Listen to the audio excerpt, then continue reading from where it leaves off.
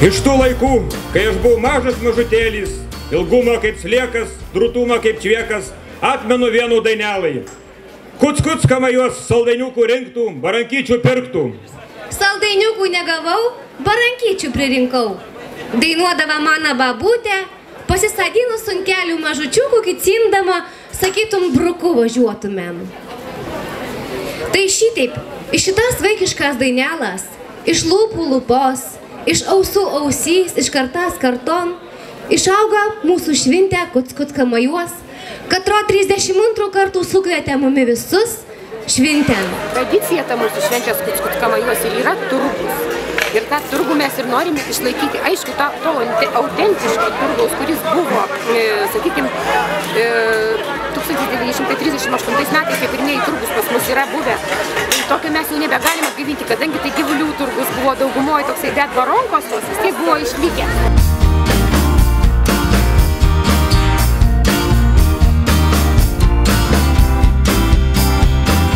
Yra vieni, kurie kepa, o mes vieni iš tų, kurie prekiaujam. Iškepčiais laikais gali daug kas prikepti, bet parduoti ne visi sugeba. Turiu močiutę, kuri pagal senas technologijas, jinai tikrai dar kepa. Su razinomis kepamos ir su aguonomis kepamos. Ta tešla natūraliai jinai iškyla ir paskui formuojamas baronkas. Bet vis tiek aš galvoju, kad tai didžiulis yra mūsų pačių įdirbis, kadangi kada rengiant pirmas tas šventes, mes tuos prekybininkus rankiojom po vieną, mes turėjom sąrašus, būdavo kas atvažiuoja, susirašom, kiekvienais metais skambinam ir kviečiam. Bet dabar jau kokie 5 metai, kai jau mes jų kviesti nebeturim, jie patys mūsų ieško ir jie mums skambina.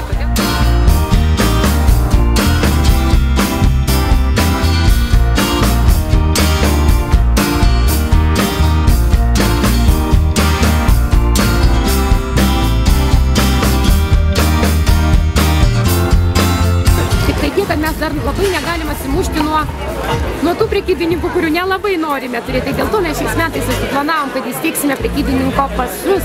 Tik tiek, kad šiais metais nespėjome jų išleisti, bet jau kitiem metam tikrai jie bus.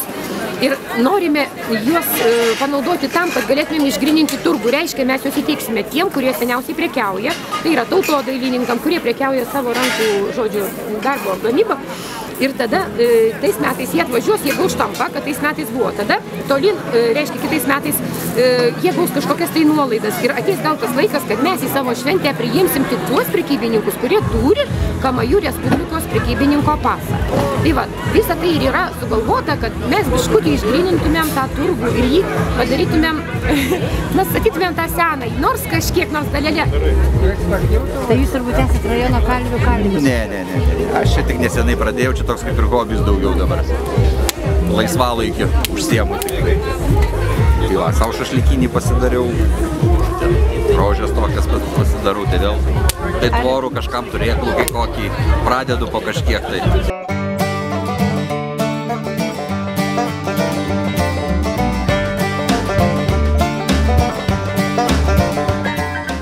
Šita kavinė jau 3 metai tradiciškai organizuojama kaip Kamajų bendruomenės kiemelis. Ir kaviniai paprastai bendruomenės nariai paruošia aplinką, paruošia pyragus, paruošia sausainius. Ir ta arbata yra irgi pagaminta iš žolelių. Ir tos žolelės yra surinktos irgi vietinių moterų paruoštos. Na, o arbotinė pavadinta dėl to, kadangi čia Kamajai garsėjo kaip prekybos įvairiausiais taškais, tai va ir arbotinė, kad išlieka kaip paveldas paprasčiausiai.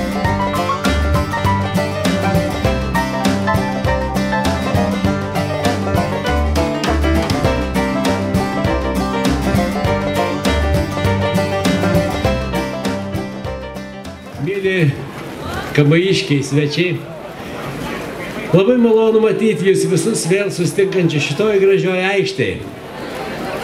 Kad įvyktų šitą šventę, reikalingi ne tik organizatoriai, ne tik rėmėjai, ne tik idėjai, bet svarbiausia jūs, tie, kurie esate aikštėje.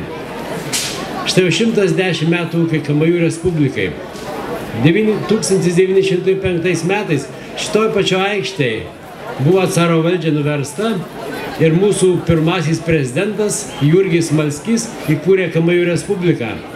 Ten privertė jį ant caro portreto vaikščiot per jį, su raudona vėliavai vaikščiot per Kamajus. Ir Kamajų Respublikai apėmė dabartinę Kamajų seniūniją ir net iki Užpalių nuėjo. Respublika gyvavo pusę metų, po to atjojo kazokai ir Respublika žlugo.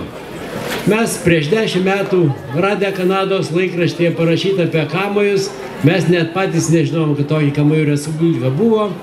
Kanados lietuvių laikraštį radau pas žmogų namuose, iš Kanados gavęs ir mini būtent apie tos įvykius. Ir mes atkūrėm Kamajų Respubliką, po 5 metų pagaminom herbą, sujungė visą mūsų istoriją, mūsų kultūrą, mes turime tai, ką šiandien turim. Čia yra atidaryta paroda Gedimino Kosti, gyvenančio Kamajuose. Vaikinas tapyti pradėjo nuo 16 metų, susirgęs smegenų alkoholizmu.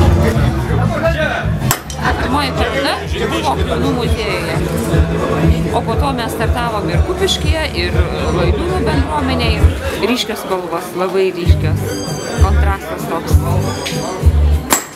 Sudėta tai, kas jam miela. Ar tuose paveiksluose yra Kamajai, Kamajų kraštas, ar tai yra fantazija? Aš tai manau, kad tai daugiau fantazija. Fantazija. Nes iš tikrųjų jisai kaip tapydavo, būdavo, nes kai važiuoja Kavos Pagiriu, aš tik parvažiuoju čia 4-5 kilometrai iki namų, jisai jau skambina, jau sako, jau nutapiau paveikslą, atrodo taip greitai, jau viskas, jau greitai sudėtos mintis tokios, jam būdavo kaip kažkoks pasikrovimas.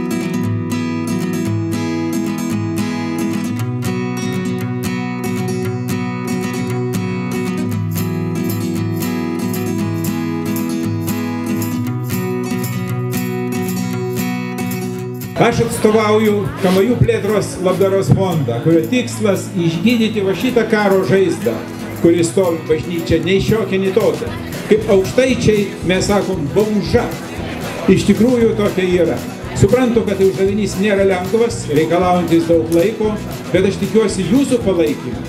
Aš tikiu, kad čia Kamajiškiuose daug gyvenančių garbių senjorų, kurių finansinės galimybės kažką paremti šitas bažnyčios mailio atstatymą ganėtinai menkos. Bet jūs, gerbėmieji, turi savo vaikaičius, turi savo anūkus, kurie šiandien turi rimtas pozicijas verslo sistemoje ar dar kur nors kitur. Tikiuosi, kad jūs pakalbėsite su jais ir jie kiek įmanoma prisidės. Šiandien mes tas fondas esam surinkę 5000 eurų. Nelabai daug, bet startiniai pozicijai, pirmiausia, paruošti projektus ar ką, daug maž galbūt įsidegs padedant tų pačių Kamajiškių ir architektas Aurimas ir kiti, kurie čia yra, ir gerbiamas Linas. Gerbiamas Linas tai yra pats svarbiausias variklis finansiniai pusiai mūsų šio fondo, kuris stovi šone manęs, jis tikras Kamajiškis, šventai pasišventęs tam reikalui. Negirdėkim tų, kurie sako, kad nepavyks, neišeis. Ir sulauktos dienos, kai prie įvažiavimo į Kamajus bus ne tik tai ženklas Kamajų Respublika per Kuckos Kamajos, bet ir galėsim pakabinti ženklą, kad mes padarėm, mes sugebėjom ir mes atstatėm bokštus. Tai aš manau, kad kiekvienas paremdami vienas kitą ir pačią idėją, ir jėga, ir mintim, ir to eurų, mes tą pasieksim.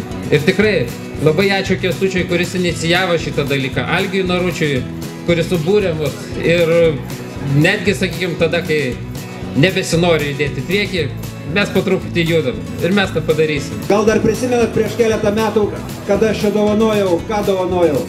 Nuotraukas tokias didelės su bažnyčios bokštais atstatytais, jeigu prisimenat. Ir sakiau, kad po keletos metų bažnyčia atrodys taip, kaip buvo prieš karą. Ir šiandien pradeda pildytis tie dalykai.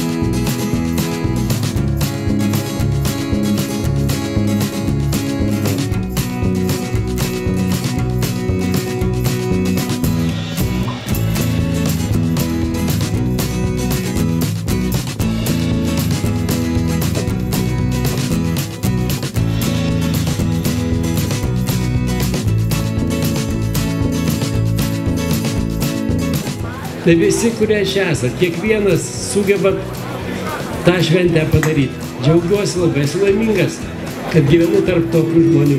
Ačiū seniūnijos kolektyvui, kurie daug pastangų padeda. Taigi būkim laimingi, būkim greta vieni kitų ir būkim ilgus metus. Ačiū Jums.